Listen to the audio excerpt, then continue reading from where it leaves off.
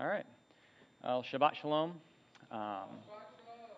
I've been blessed to be able to go through the Torah portion with you today. So we'll just take a moment to thank Yahweh for providing this for us and get into it. So Yahweh, thank you, Father, for giving us your Torah.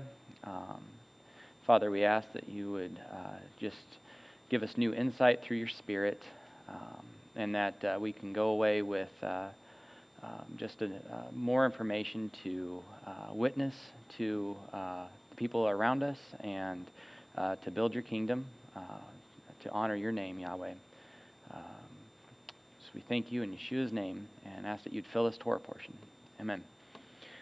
So the Torah portion today is going to be through Genesis 28:10 through 32:2.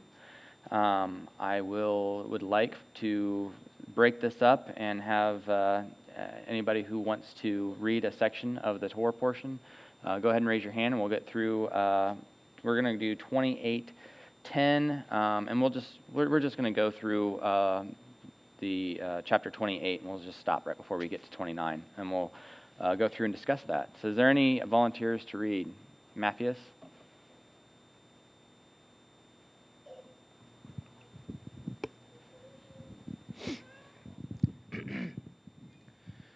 Jacob left Beersheba and went toward Haran. And he came to a place and stayed there that night, because the sun had set. Taking one of the stones of the place, he put it under his head and lay down in that place to sleep. And he dreamed, and behold, there was a ladder set up on the earth, and the top of it reached to heaven. And behold, the angels of God were ascending and descending on it. And behold, Yah stood above it and said, I am Yah, the God of Abraham your father and the God of Isaac. The land on which you lie I will give to you and to your offspring. Your offspring shall be like the dust of the earth, and you shall spread abroad to the west and to the east and to the north and to the south. And in you and your offspring shall all the families of the earth be blessed. Behold, I am with you, and will keep you wherever you go, and will bring you back to this land. For I will not leave you until I have done what I have promised you. Then Jacob awoke from his sleep and said, Surely Yah is in this place, and I did not know it. And he was afraid and said, How awesome is this place! This is none other than the house of God, and this is the gate of heaven. So early in the morning Jacob took the stone that he had put under his head and set it up for a pillar and poured oil on the top of it. He called the name of that place Bethel, but the name of the city was Luz at the first. Then Jacob made a vow, saying, If God will be with me and will keep me in this way that I go, and will give me bread to eat and clothing to wear, so that I come again to my father's house in peace, then Yah shall be my God, and this stone which I have set up for a pillar shall be God's house. And of all that you give me, I will give a full tenth to you. Thank you. So, as we go through this Torah portion, one of the things that my family always likes to do is to find Yeshua in it. This one's fairly easy because we're talking about the ladder, and we'll just make all the connections here that ties Yeshua as the ladder. So a few notes that I have, and if you have any comments, just raise your hand, and we can get into those as well. But here in the Hebrew, the word for the ladder is shulam. It's found only in the Tanakh in this area, and I want to take a couple things here.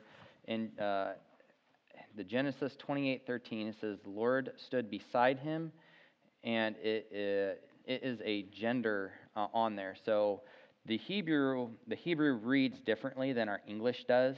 28:13 says, "And behold, the Lord stood above it." The "it" has a gender assigned to it.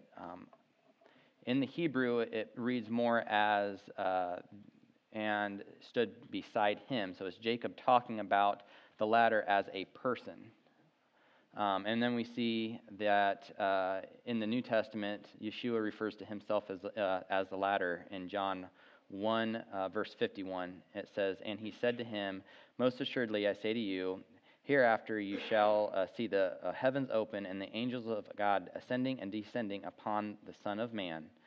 And then in John 14:6, it says, Yeshua said to him, "I am the way, the truth, and the life. No one comes to the Father except through me."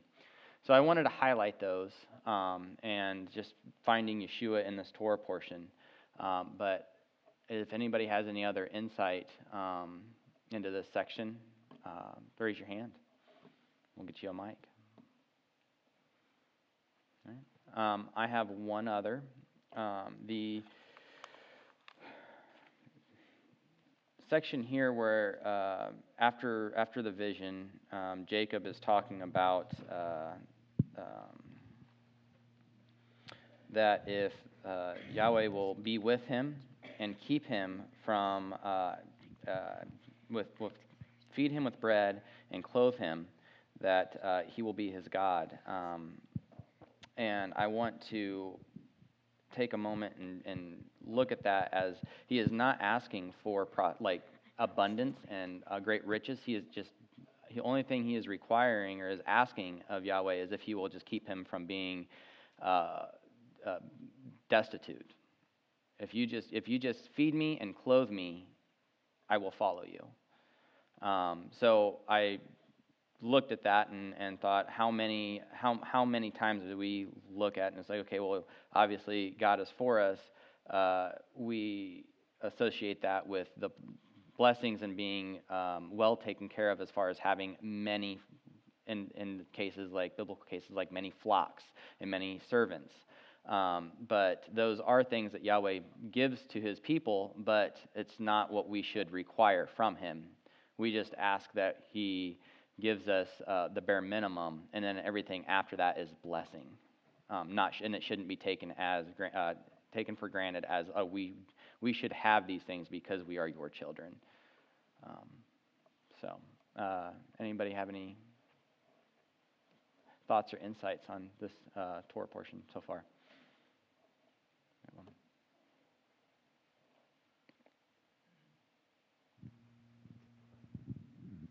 I don't know if it was brought up last week, but if you just back up, I know it's the last week's portion, but I just wanted to highlight how Esau, because it really sets the stage as we really kind of think about the greater Exodus and all the things from kind of this standpoint, but how Esau really does marry into Ishmael's family, and that's just such an interesting piece because of Ishmael. It really says in like an earlier portion that he did go down to the land of Egypt and all the things. And so just keeping kind of a really good track of this, how it really does build for later portions. But I don't think people really kind of sometimes talk about this and how prophetic that is about how Jacob and Esau truly did set the stage for a lot of the continuing issues, really with the birthright and the blessings, and then Esau consistently trying to, go after Jacob. So anyway, just kind of highlighting that as we read through, and the battle that Jacob and Esau continues to have, and then the lineage that goes on with Esau, turning to Edom, and then all the things, and then, so anyway.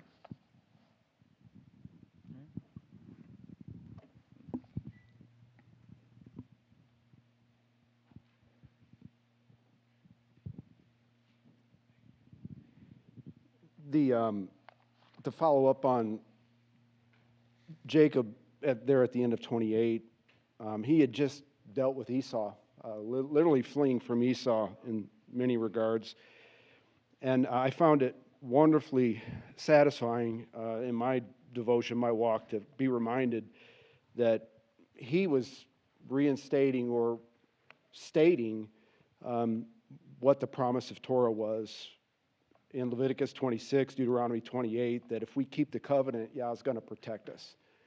That as we do well and as we do good, in light of his favor, as we walk righteously in his ways, that he will fulfill. He'll bless and he'll protect. And I'm sure that, I know I can identify with Jacob in some regards of having fear in my life, and I'm sure that we all can. So I'm blessed by hearing that and seeing that once again and being reminded of it, that Yah would physically protect us, that as we declare the promises that He gives, that it reminds us of the covenant daily, and in regards to what really our life is to be moment by moment in Him.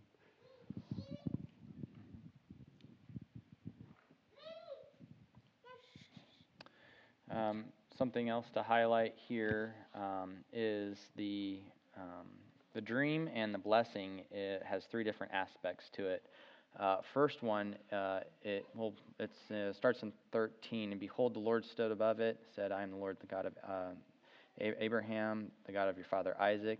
The land on which you lie I will give to you and to your offspring. So the first part of this is He will give you this land.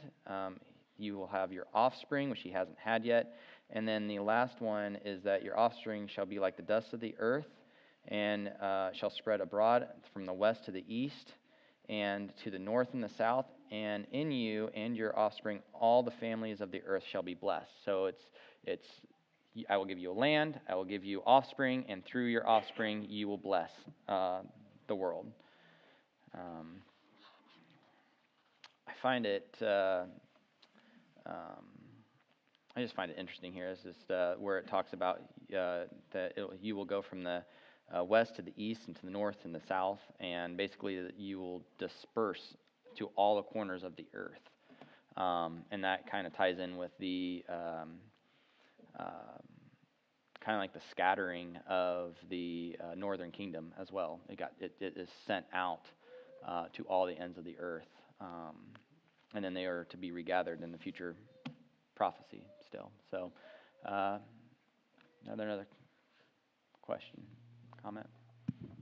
Yeah, maybe this is mentioned. Maybe I missed it. But in looking at the Messiah in these words, verse 14 there, when it mentions that it says, in thy seed shall all the families of the earth be blessed. This was the promise given to Abraham in Genesis 12. It was also given to Isaac and now Jacob. And, of course, we know that seed he's referring to here is the Messiah. Yep.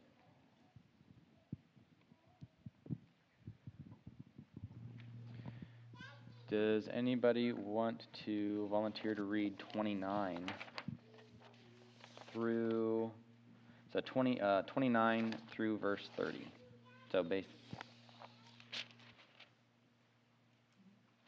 So yeah, we'll stop 29:1 through 29:30.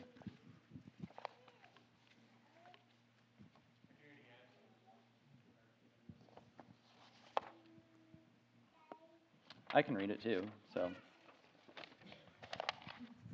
I'll let you get the next one after this if you want. Then Jacob went on his journey and came to the land of the people of the east. And he looked and saw a well in the field, and behold, 3 flocks of sheep laying beside it. For out of that well the flocks were watered. The stone of the well's mouth was large, and when the flocks were gathered there, the shepherds would roll the stone from the mouth of the well and water the sheep, and put the stone back in its place over the mouth of the well. Jacob said to them, My brothers, where do you come from? They said, We are from Haran. He said to them, Do you know Laban, the son of Nahor?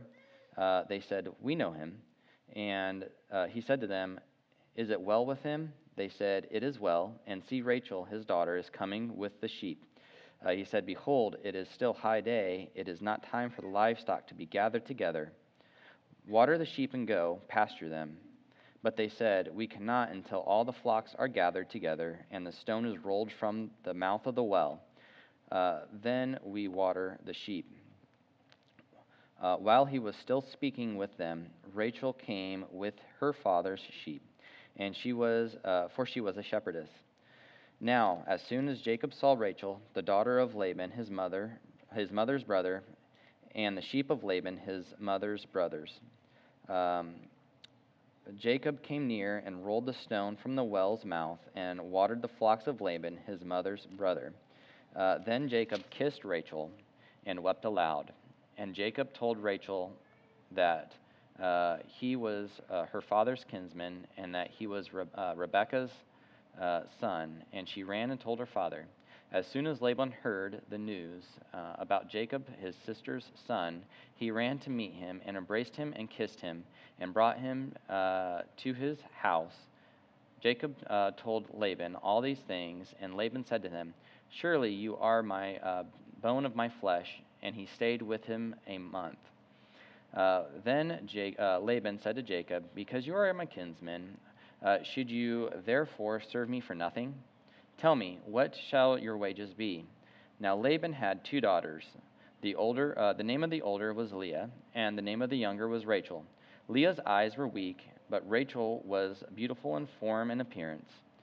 Jacob loved Rachel, and he said, "I will serve you 7 years for your younger daughter Rachel." Laban said, "It is better that I give her to you than that I should give her to any other man. Stay with me." So Jacob served 7 years for Rachel, and they seemed but a few days, because for the love he had for her. Then Jacob said to Laban, "Give me my wife, that I may go into her, for my time is complete." So Laban gathered together all the people of the place and made a feast. But in the evening he took his daughter Leah and brought her to Jacob, and he went into her. Laban gave his female servant Zilpah to his daughter Leah to be her servant. And in the morning, behold, it was Leah. And Jacob said to Laban, "What is this that you have done to me? Did I not serve with you for Rachel? Why have you deceived me?" Laban said, "It is not so done in our country to give the younger before the firstborn. Complete the week of this one, and we will give you the other also in return to serve me for another 7 years." Jacob did so and completed her week. Then Laban gave her his daughter Rachel to be his wife. Laban gave his female servant Bilhah to his daughter Rachel to be her servant. So Jacob went into Rachel and and he loved Rachel more than Leah, and served Laban for another 7 years.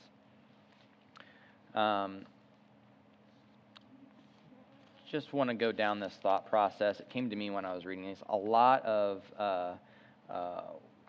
things come to me at the moment, so I don't have time to go through. It's just how my brain works. It's very random and sporadic. But when Jacob came into the land, obviously this is not the promised land. He came to the well, and there were shepherds there with their flocks. My thought process that came to me is that the shepherds' reply was that they can't roll the stone away and water the flocks until all the flocks have come to drink. That made a connection in my brain that is the end of the age, and Paul talks about it, I believe, in Romans, that the end of the age will not come until the fullness of the nations have come in. So if you tie, I'm just tying these together, that the sheep have to be all gathered before the stone is rolled and the flocks are watered. I wonder if anybody ever has any other thoughts on that and can add to that or tie anything into that. But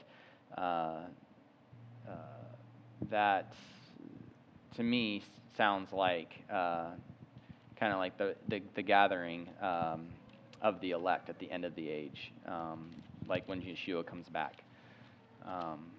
We have a lot of different connections there, as Yeshua being the stone, living water.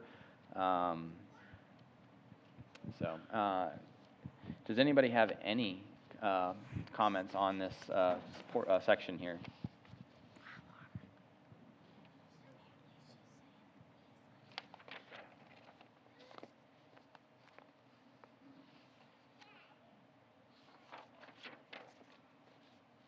Okay. It's hard to get through reading and go through all my notes. But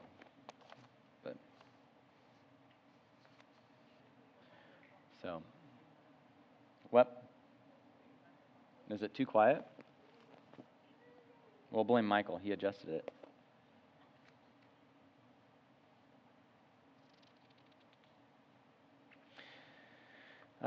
One of the things that Maggie and I talked about on the drive up is that generally the blessings go to the firstborn, which in Jacob and Esau's case, it would have been Esau. Jacob got the firstborn blessing, and then when he went into the land, generally you see this again with what Jacob desires. Like Leah is the firstborn, Rachel is the younger, and he chose the secondborn or the younger over the firstborn. So it's an interesting parallel there as well that we just made a connection with.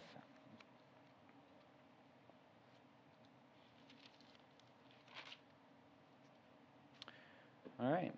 Anybody desire to read the next section? We will go through 29:31 to 30:13.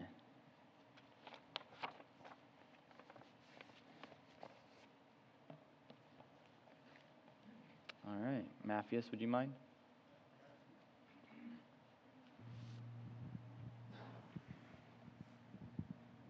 (31 through 30:13. All right.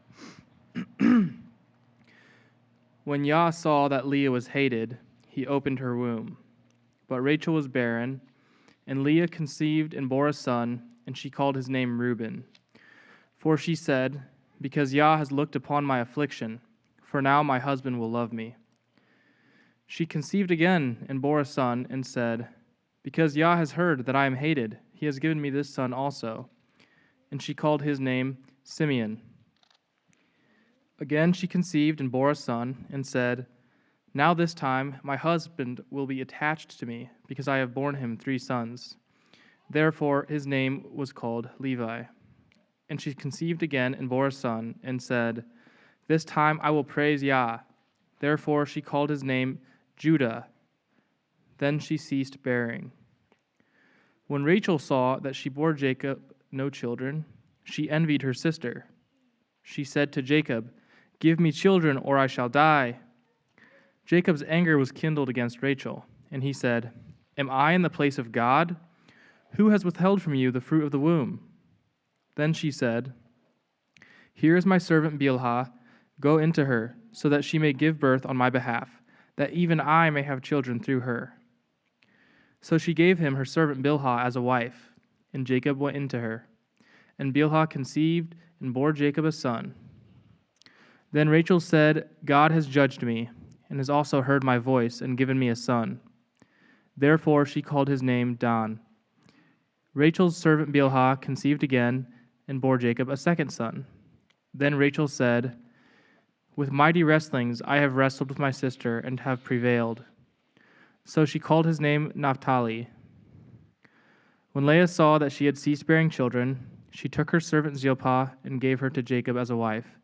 Then Leah's servant Zilpah bore Jacob a son, and Leah said, good fortune has come. So she called his name Gad. Leah's servant Zilpah bore Jacob a second son, and Leah said, happy am I, for women have called me happy. So she called his name Asher. Thank you. Any comments on this section?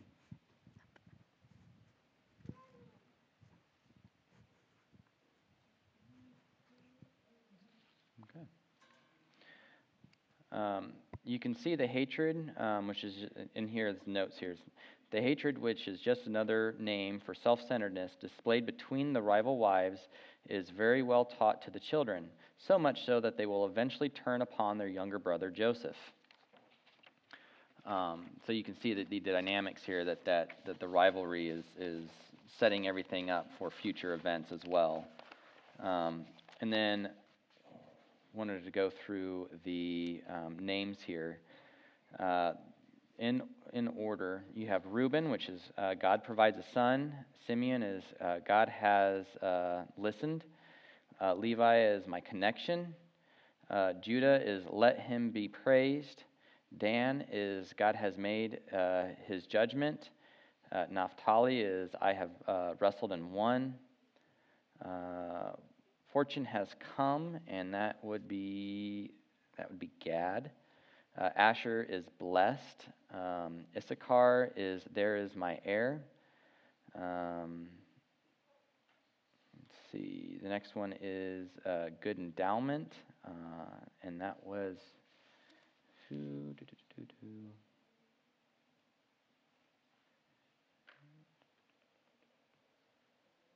Zebulun. Thank you. And Joseph is added another son. Does anybody have any insight into the children here that they can think of? Because I had one of Dan that I kind of went through this week.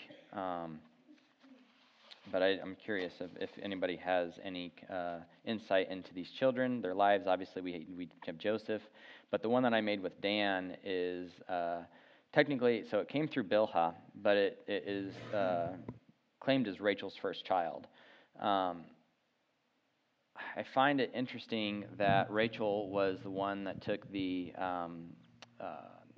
idols from Laban's house. We went through that last week on like what was the reasoning behind that. But Dan is been charged with being the first tribe to pursue like other gods and set up like the Asher poles and that in the land. Now, Ephraim is supposed to be the head of the northern kingdom, so he was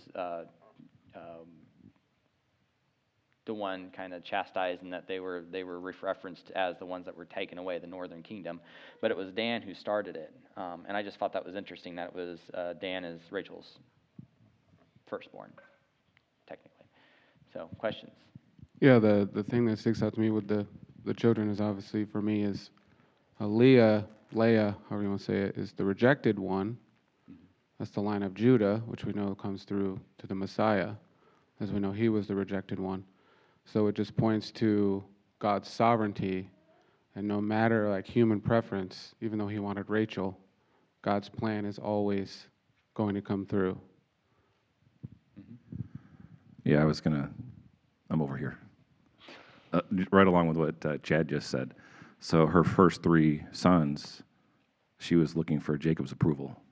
But her fourth son, she didn't care about his approval. She praised Yahweh. And that's where the blessing came from for all of us.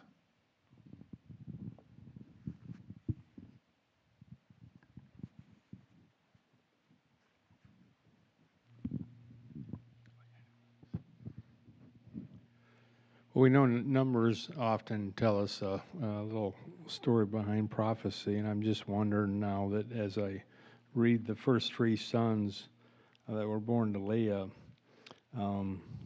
as Ben just mentioned, that these were the daughters, or these were children that were born when she was burdened and afflicted. And then the fourth one came along, Judah, and she said, "I will praise Yahweh." Therefore, she called his name Judah. And so we know that that Yeshua, and again, this is just a numbers thing. I don't know if it has any correlation or reference, but we know that Yeshua was in the grave 3 days and 3 nights. And then he rose at the beginning of the fourth day, at the end of the third day, beginning of the fourth day. So when he arose, that was the prophets had waited for thousands of years for the promise through Abraham to come. And if you remember, Simeon would go to the temple daily because he was told in a dream that he would see the Messiah before his death. I don't know if you remember the story there. And when he saw the child Yeshua, he lifted him up and he praised Yahweh. And he says, "Now my eyes have seen the glory." And I'm paraphrasing a little bit, of the promises that you gave, and now I can depart. And so I just wonder if that those numbers, the fourth child, it was in the it was after that the 3 days and 3 nights, the beginning of the fourth day, that Yeshua resurrected and was the fulfillment of the promise given to Abraham. It was through that fourth child.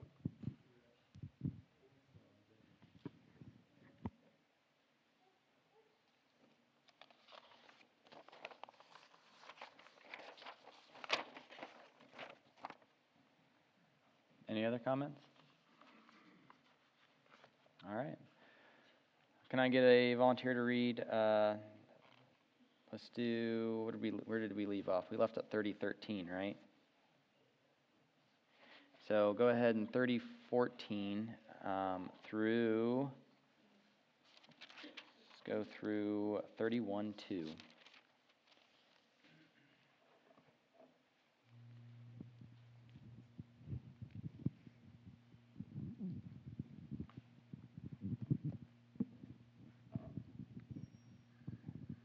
Now Reuben went in the days of wheat harvest and found mandrakes in the field, and brought them to his mother Leah. Then Rachel said to Leah, "Please give me some of your son's mandrakes." But she said to her, "Is it a small matter that you have taken away my husband? Would you take away my son's mandrakes also?" And Rachel said, "Therefore he will lie with you tonight for your son's mandrakes." When Jacob came out of the field in the evening, Leah went out to meet him and said, "You must come in to me, for I have surely hired you with my son's mandrakes." And he lay with her that night. And God listened to Leah, and she conceived and bore Jacob a fifth son. Leah said, "God has given me my wages, because I have given my maid to my husband." So she called his name Issachar. Then Leah conceived again and bore Jacob a sixth son.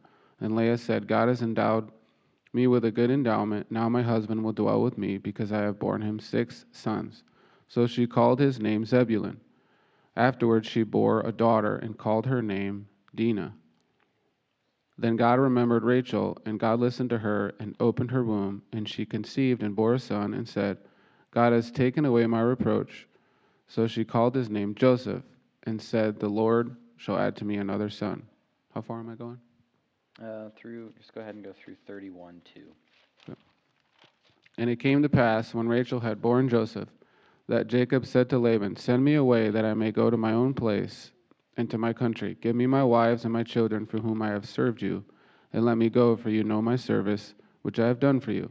And Laban said to him, "Please stay, if I have found favor in your eyes, for I have learned by experience that the Lord has blessed me for your sake." Then he said, "Name me your wages, and I will give it."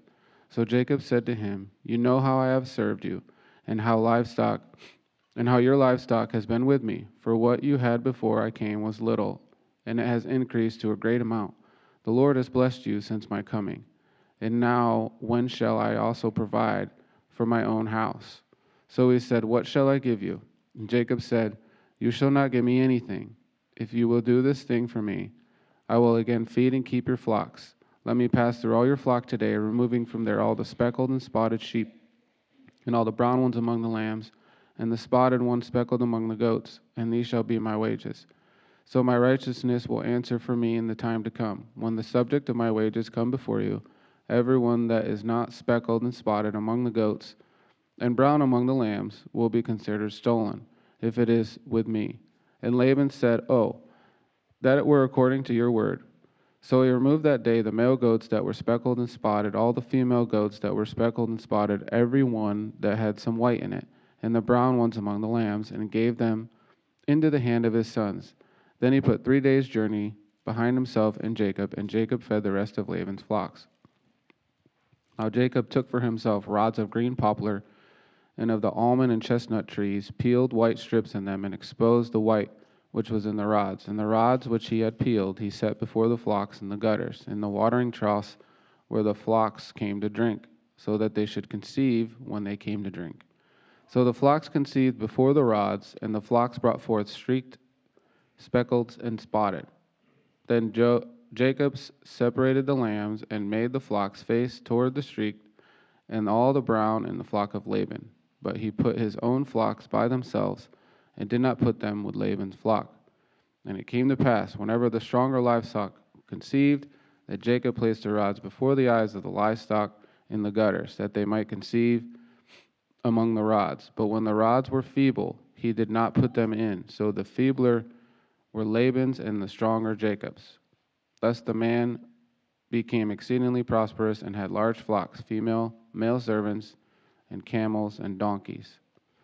Now Jacob heard the words of Laban's sons, saying, Jacob has taken away all that was our father's, and from what was our father's he has acquired all this wealth. And Jacob saw the countenance of Laban, and indeed it was that not favorable toward him as before. Anybody have any comments on that?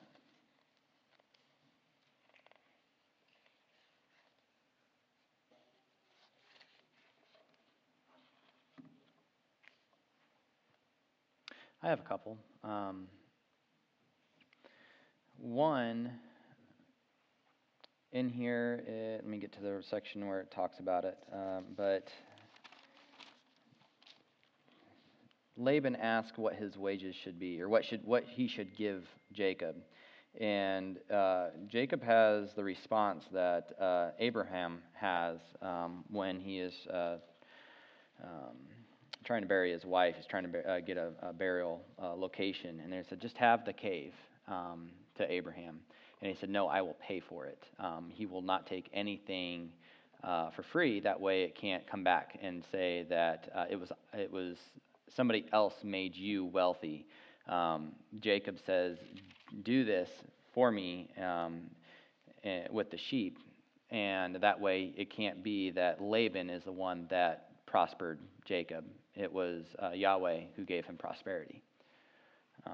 And then in the notes over here that we highlighted, yet in the midst of such faith, Jacob also teaches us a very important lesson. Namely, true faith does not negate human effort. Jacob could have simply sat on his hands, reasoning that since he had entrusted the future to God, he would just sit and wait for things to happen. But he didn't. Like all true people of faith, he entrusted the future to God's almighty hand, yet set himself to accomplish all within his power to be successful in his work. And that makes me also think of, I can't remember the verse off the top of my head. I didn't have it wrote down. I think it's in Corinthians where it talks about if there is a man who is unwilling to work, and the context is somebody who is capable of doing work, but if he is unwilling and he's lazy to work, then he should not eat. I kind of view that as the same as like God has promised blessing, has promised all of these things to you, but if you are lazy and you don't pursue them, then he will not hand them over to you, or is a way of looking at it. Does anybody have any comments on this or the rest of this section that we read?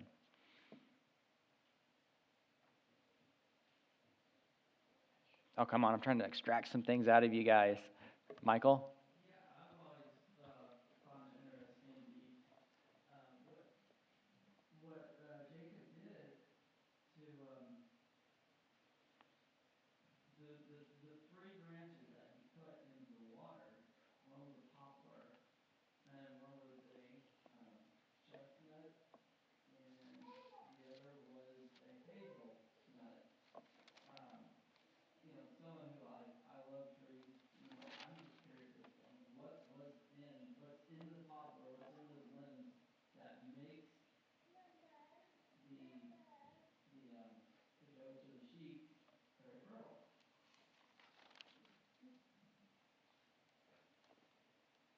You asked a question. Does anybody have an answer to that? I find that interesting too, because I don't know if there's any studies that if anybody has done that in like modern times, and if it produced the same outcome.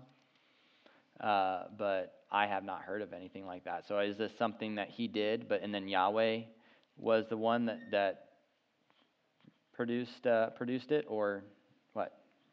Go ahead. So I don't know. I'll go out on a limb here, seeing that we're speaking about trees.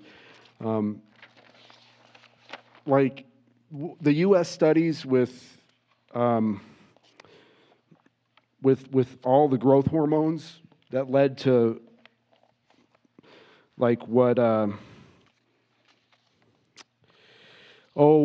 happened with all the Roundup litigation decades ago. I guess it was recent too, but nonetheless, the idea that there's like genetics in those plants, obviously so, that can be manipulated. It's not far from, maybe not in the traditional 66 canon that we have, but certainly in some of the intertestamental books, the idea or the notion that there was knowledge given, and that knowledge, some of that knowledge was root cutting. So for Jacob to be so close to the patriarchs, of course, during that time, he perhaps could have had that knowledge, and maybe that's what he was working off of. I have no idea what those trees did. I mean, but it mentions those by specific names, so the different kinds there, and it is fascinating that there's a manipulation happening there, right? That he's changing something, obviously we would know through the power that Yahweh gave, through instruction. I mean, what was happening, don't know, but it's evident that kinds are manipulated all the time. I mean, even up to this moment, even up to our day. So to get a favorable outcome, he was just showing himself to be, by Yah's help, to be more cunning, more wiser in wisdom, knowledgeable and understanding of God's creation, of Yah's creation, than Laban was. So it's neat.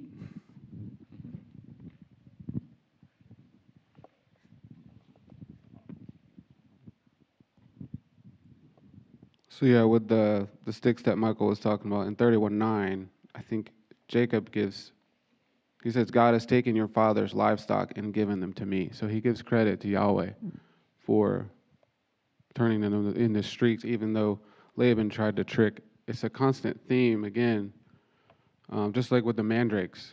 Those were known as a fertility plant, right?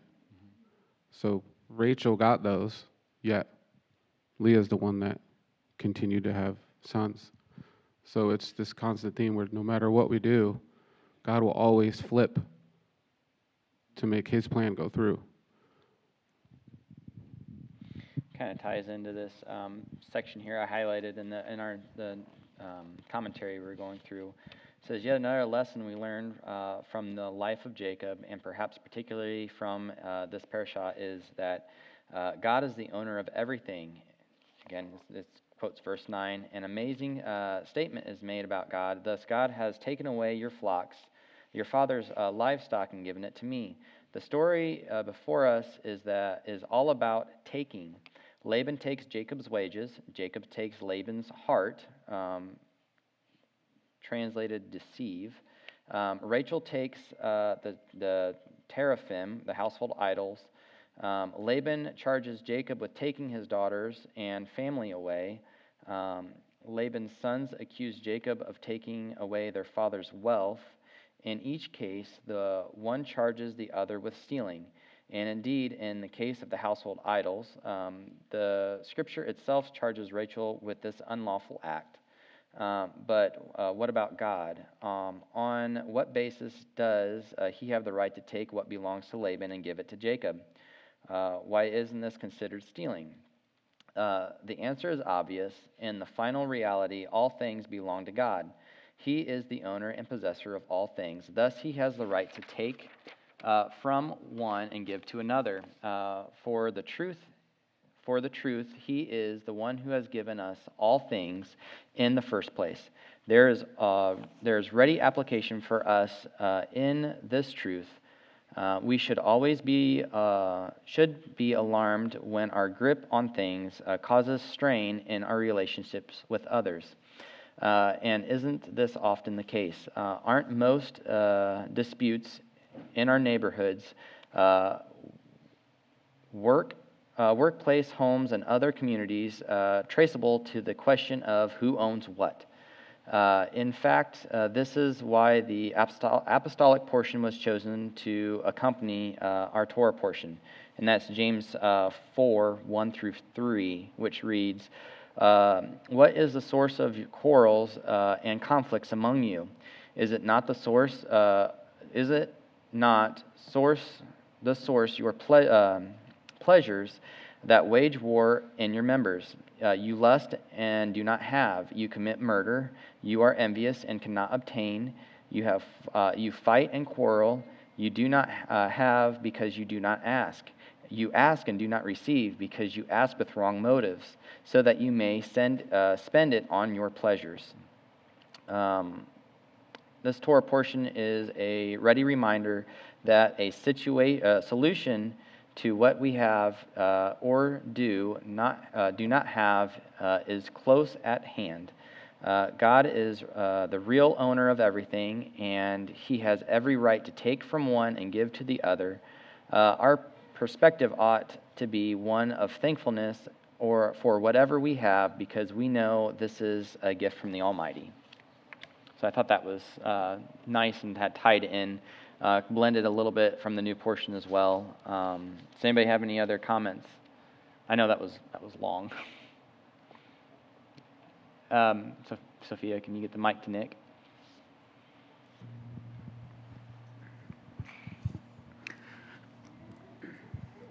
I think one of the reasons that Yah took away from Laban and gave to Jacob is it cited later on in this section, which we probably won't get to, but basically because Jacob admits that he would have left with nothing.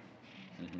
And he fled from Laban because he was worried that Laban would take his wives and children away. And he even says in this section here, give me my wives and my children for whom I have served you, and let me depart. For you yourself know the service which I have rendered you. So it's almost like at this point he's still holding, like, I've given you your wives, but they're still mine. And he even says that later. Mm-hmm. Well, the wives are mine, the children are mine, the flocks are mine. Mm-hmm. Like it shows that he wasn't willing to give any of the wages, and then Jacob cites that you've changed my wages 10 times.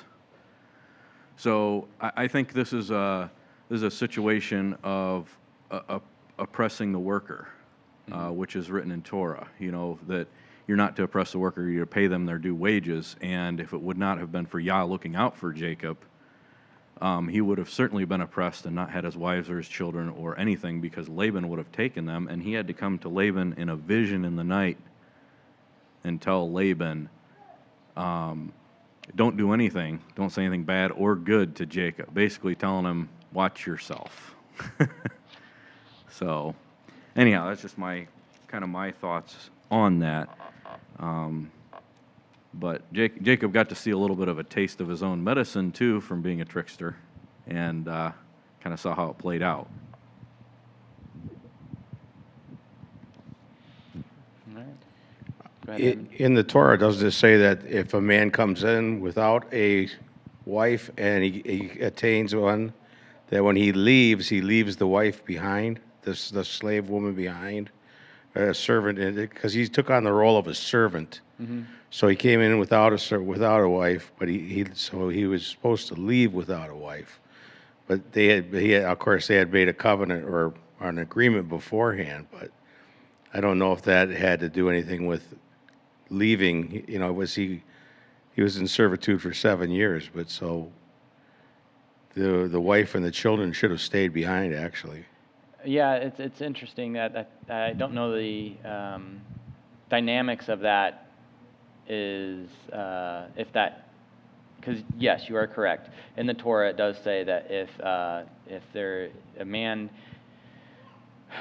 I believe the context here is a man coming to work to pay off his debt, and so he is a servant to that man. And then while he is in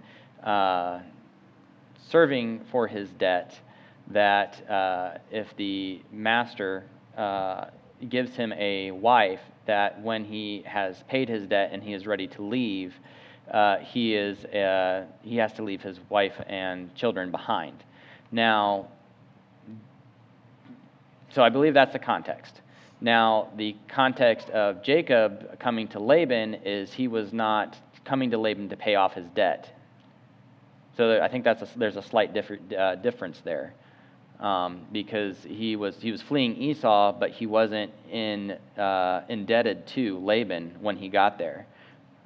He was allowed to stay in Laban's home, and then Laban said, why should you stay here and work for me for free? So name your wage. So I think that there was a slight difference between, okay, what should your wage be versus you owe me this, so you have to work for me till your wages is paid off.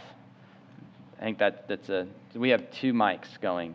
Yes, there was a contractual agreement between Jacob and Laban that he would work 7 years for one, and yet he was deceived, and he had to work another 14 years. So there was a contractual agreement. So in essence, it was not so much of a coming in as a servant paying off a debt. He paid off his debt, but yet he was deceived. He paid off his contract.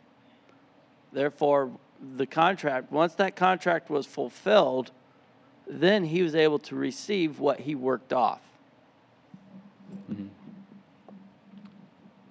Matthews, did you have a question? Okay. Yeah, good. So anyway, did that answer, clear things up, or spark more questions, Raymond? Good? Oh.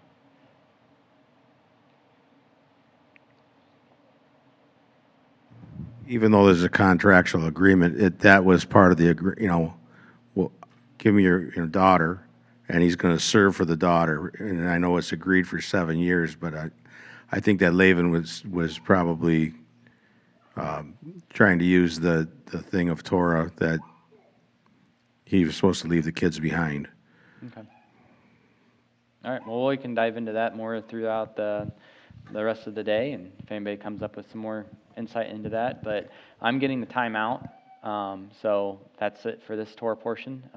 So I'll pray, and we'll wrap up. So, Yahweh, thank you for blessing us with your words today. Yahweh, I ask that that what we have gone through here would just give us spiritual nourishment, and that we would be encouraged to just walk closer with you.